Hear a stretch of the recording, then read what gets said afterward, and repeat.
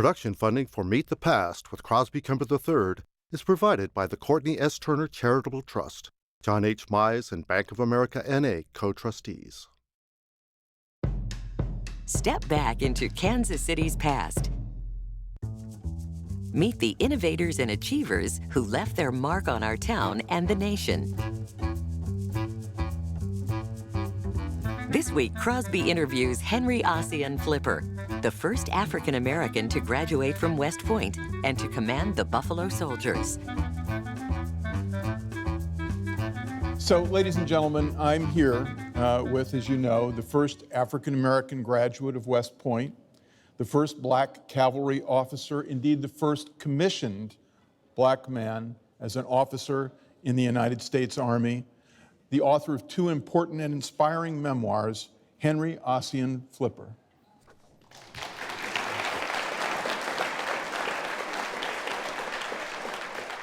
I want to ask you about maybe the most important day in your life, June 4th, 1877, the day you graduated from West Point. It answered the question.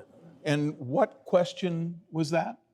Can a Negro graduate from West Point? My success answered that in spades. You point out in your book, The Colored Cadet at West Point, that you were ostracized by your fellow cadets. Though I was forced to be separate as one with them, but not of them, I did not flinch in the face of their social ostracism. And when General Schofield, the superintendent, handed me my diploma, I received cheers from the crowd and from my fellow cadets. And in fact, across the country, you were a hero in the national press. Well, at least in New England and New York, the papers celebrated your graduation. And of course, in the South, there was slightly less celebration, at least among the white people. The Atlanta Constitution, I believe, said you took on the airs of a Napoleon or a Wellington. Lies. But there were grand receptions of blacks and whites, even in the South. The first 9 years of your life, you were a slave. How did you get the education? What was your early life like that you could get to West Point and create this incredible accomplishment? My father was a skilled man, a carriage maker and mechanic. And because of his training and his work, he gained independence. He gained income. And it is with that income that he purchased my mother and me. And yet you were enslaved, and education was almost impossible. For in Georgia, it was illegal. It was against the law to teach a slave, to teach a black boy reading. But my master and mistress were tied up in pleasures, both illegitimate and legitimate. So they were a little distracted, and you were able to learn to read. What happened at the end of the Civil War that allowed you to advance? An ex-rebel captain and his family became neighbors of the Flippers. The wife agreed to teach me and my brother Joseph. Extraordinary, taught by a Confederate. And soon after that, the American Missionary Society came in, and they were going throughout the South establishing schools, and they established one in Atlanta. Yes, I attended the famous Storrs School. And finally, at the age of 14, went on to enter the freshman collegiate class at Atlanta University. Well, extraordinary education for your time and your race, certainly, but how did you come to think of West Point? No educated black man could get better achievement but through the discipline, the academics, and of course, the engineering program at West Point. But how did you even hear that you might be able to go to West Point? In my father's shop in Decatur, a cadet mentioned that an appointment was about to come due for our district. And I knew that if a Republican was voted into office, I might have a chance. The Honorable J.C. Freeman, a white Republican, a man of no substantial prejudice, became my congressman. A coveted position, I get it, but it was I also... was the first to apply, and the Honorable J.C. Freeman remembered that. So he was an honorable man, but, and I guess it had something to do with the Negro vote being coveted by the Republicans. True enough, but it was also true that I was offered a substantial amount of money to give up my place. But I instantly refused. And J.C. Freeman remembered that and honored his agreement. And so you went to West Point. You became a West Point plebe, and we know about that. The initiation must have been terribly tough. Harsh conditions, authority lorded over cowering youth. And so let me get this straight. You were ostracized for 4 years. They didn't talk to you socially for 4 years. Yes, sir. And you just took it? Sir, there are only two responses. When I came, Cadet A James Smith was already there, the only other Negro at West Point. He responded with anger. He expostulated. He fought. He was loud in his own cause. And he did not graduate. And he did not graduate. You existed for 4 years in total solitude. I turned to my books. So you had no friends? The majority Except the of the books? Corps were pleasantly polite to me. They were gentlemen. And so you graduate from West Point, and all of a sudden you're an officer of the United States Army.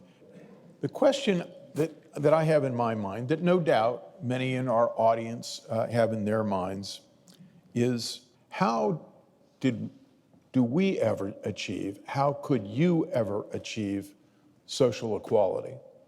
Want of education, want of the proof of equality of intellect is the obstacle, not race. We can only get to the proof through education and not the warring of the races. Equal rights should only be a consequence of the proof and should not exist before it. Tell us what you think of West Point today. There is nothing at all that I can say against the professors and instructors at West Point, and everything to say in their favor, and things to be thankful for. Receiving the things that I wanted. It shows, I think, an extraordinary character that you can face of all that, say what you've just said. But let's go beyond West Point. The fetes and receptions and the editorials that made you a national figure are over, and now you're on the frontier. Finally on the frontier, an officer in the United States Army. Tell us about that. I was assigned to the 10th Cavalry, the first non-white officer to lead the Buffalo Soldiers. Under You're here.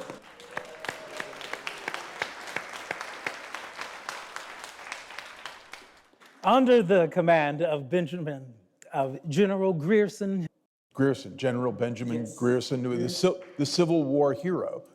And so where were you assigned to? Where were you stationed? At Fort Sill, in Indian Territory. Now we call it Oklahoma. You know, God's country can have it. Give us an example of how you took the disorder of the frontier and brought good order to it. The notorious Apache warrior Victorio. He raided in and out of Mexico, killing Indians and Mexicans and settlers and cavalrymen alike. We chased him through the Southwest and back into Mexico. So Victoria was a lot like Geronimo, and you were involved actually in the fighting? We were championed to restore order, to recover stolen items, horses, cattle.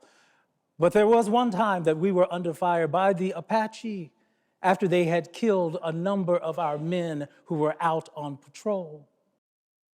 So you led the Buffalo Soldiers. Why were they called the Buffalo Soldiers? There are many stories. But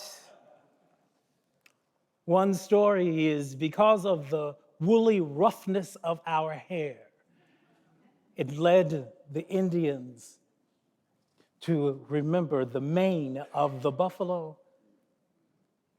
I, however, like to think that it was the fighting spirit, the power, the nobility of these creatures that reminded us to the Indians of the buffalo. I think we might all agree to that.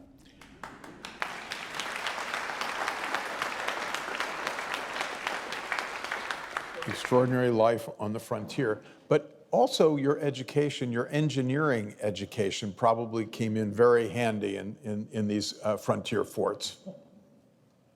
Fort Sill had a terrible flow system, disposal system. Drainage wasn't very good at Fort Sill. Not at all. General Davidson came to me and said, "Fix it." Fix it, Flipper. And so I designed and built a drainage ditch, a very long one. He came, he inspected, he said it wouldn't work. It went uphill. The rains came, the water flowed, the fort was dry. They call the ditch Flipper's Ditch. Now, with that extraordinary story, it may not surprise you, or it may surprise you or our audience, that today the United States of America commemorates it as a National Historic Site called Flipper's Ditch.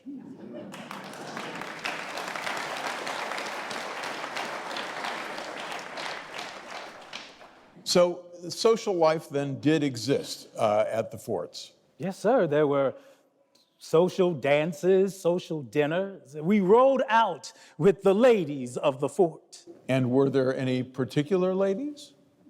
For me, Yes. Miss Molly Dwyer. She was the sister-in-law of Colonel Nolan. So now wait a minute, wasn't race a factor in this? Not for her. It was, however, for her future beau, Captain Nordstrom. Yeah.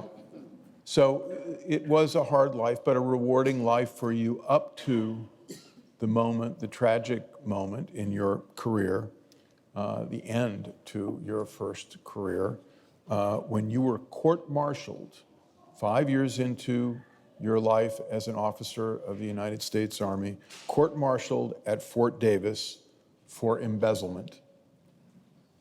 I was sacrificed on June 30th, 1882. Now, sacrificed? Sacrificed? Explain that. Colonel Shafter my commanding officer, had relieved me of some responsibilities. He and Captain Nordstrom laid a trap for me. Well, one understands maybe Nordstrom, but Colonel Shafter, why would he do that? Was that about race? Sir, I continually did my job to the highest standards of the Army. So I leave that for you to say. He then relieved me of my commissary duties over the money at the fort, which I kept in a trunk in my room. Miss Lucy Smith, my servant, also kept clothes in the trunk. Looking for any way to give me trouble, he immediately asked for verification of the funds, and upon investigation found deficiencies in the account of which I had no knowledge. I made good the money from my own funds. So no, sir, I was not convicted of embezzlement. But you were convicted and dismissed for conduct unbecoming an officer, and you had issued a fraudulent check for $1,440 to cover the loss. Not fraudulent, sir. I had every reason to believe that check would be covered by checks coming in to the fort or discovered. You covered the loss, that's true, but that was by subscription of your friends and suppliers to the Army. You wrote a check on a non-existent account. The account was covered, sir. There was no loss. Okay. The trial was one of the longest trials in Army history. 31 days of testimony. And it was one of the most detailed, too. And most of the testimony were statements for my reputation, of my conduct, even that one from General Grierson himself. In fact, even Shafter in his testimony said that up to the moment of that incident, he could testify to your character himself. And in fact, he contributed $100 of his own money to your subscription. So that leads us to perhaps, and led many people at the time and historians since, to think there might have been something else going on. Were you covering up for Miss Lucy Smith, your friend? That very sad insinuation was brought up at the time, but I had no reason to doubt her honesty. There are baleful influences women have over men. Oh, indeed there are. But my relations with her were proper, and I had to stand up and take responsibility for the money that was in my control.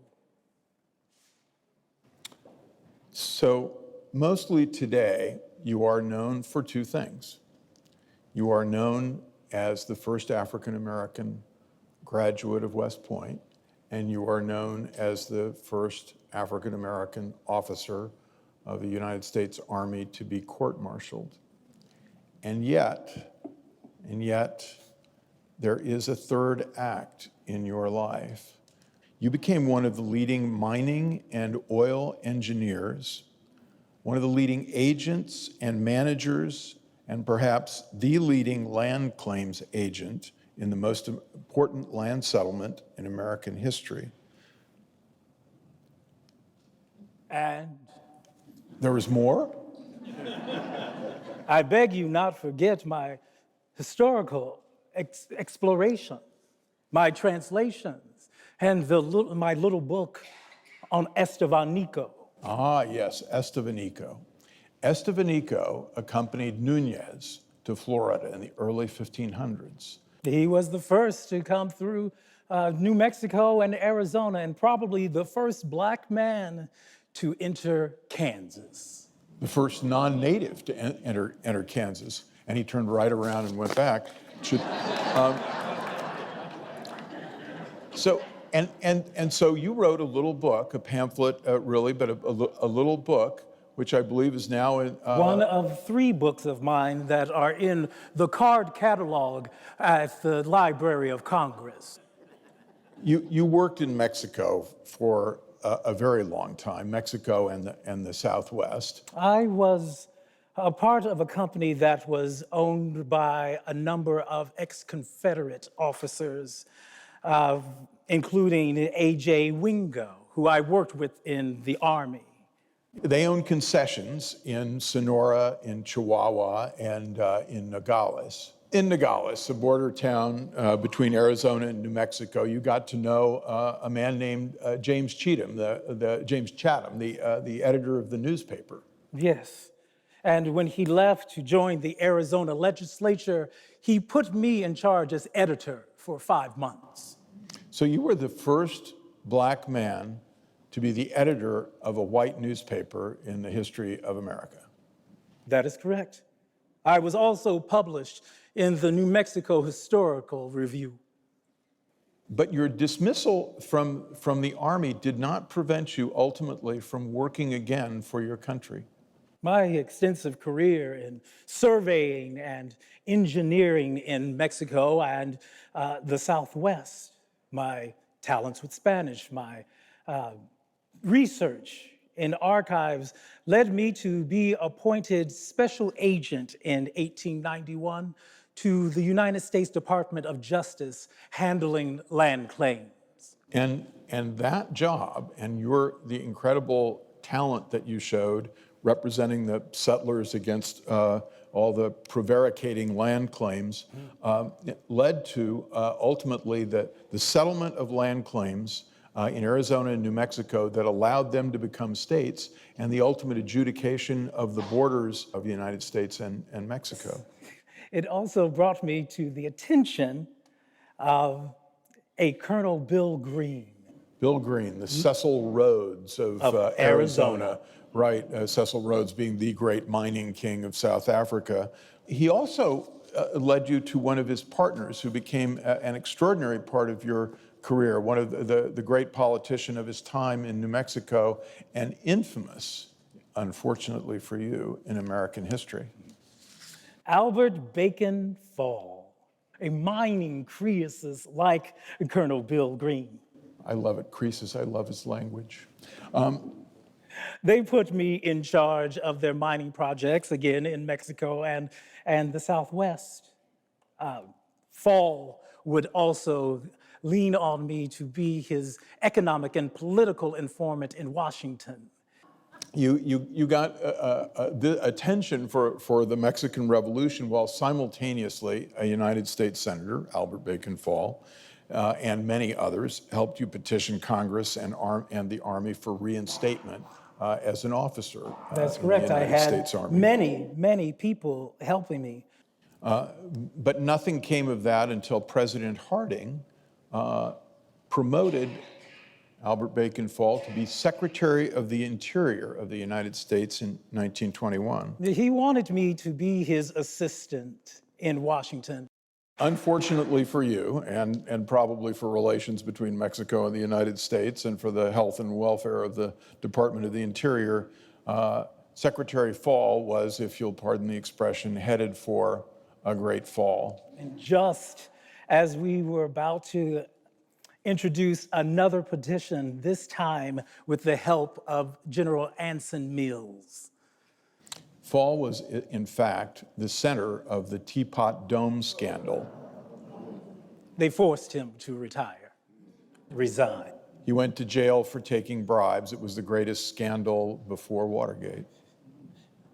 But the point from your point of view is that, once again, you were looking for a job. Sir, they came looking for me. Indeed, the they was a man whose name is very well known today. William F. Buckley. No kidding. Put me in charge. Well, I was the lead engineer of his oil company. We started the Venezuelan oil industry together. So his name carries fame today because of his son, William F. Buckley Jr. So the Depression came and Buckley's oil business in Venezuela failed during the Depression. And I went down with him. And so ultimately you returned to Atlanta. Yes. I lived out my life peacefully, writing, corresponding with friends, out and about on the walk with my dear friend Anna White Shaw. Now that is interesting because if I remember correctly, when you graduated from West Point, your brother Joseph convinced Anna White Shaw, Anna White then, to drop your engagement because life on the frontier would be too hard for her. Is that true? He was correct. And so are you. And yet, life on the frontier was extraordinary for you. The end came for you quietly on May 3rd, 1940. But that is not the end of your story. For in 1976, a Georgia school teacher named Ray McCall petitioned the United States Army for your reinstatement, and they dismissed the dishonorable discharge and honorably discharged you in 1976. And then, February 28th, 1999, the President of the United States, Bill Clinton, pardoned you completely.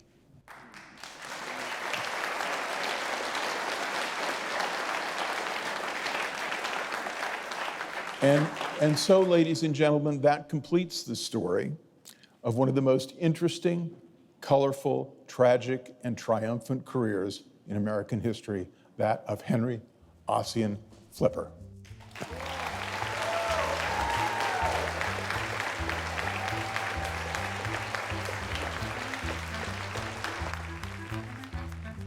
Henry had all of these careers, so the studying, the research of his life took every bit of the month that Crosby Kemper and I worked on this for it to all come together in the last 2 weeks of us honing down what story we wanted to tell while also paying tribute to this great man's life.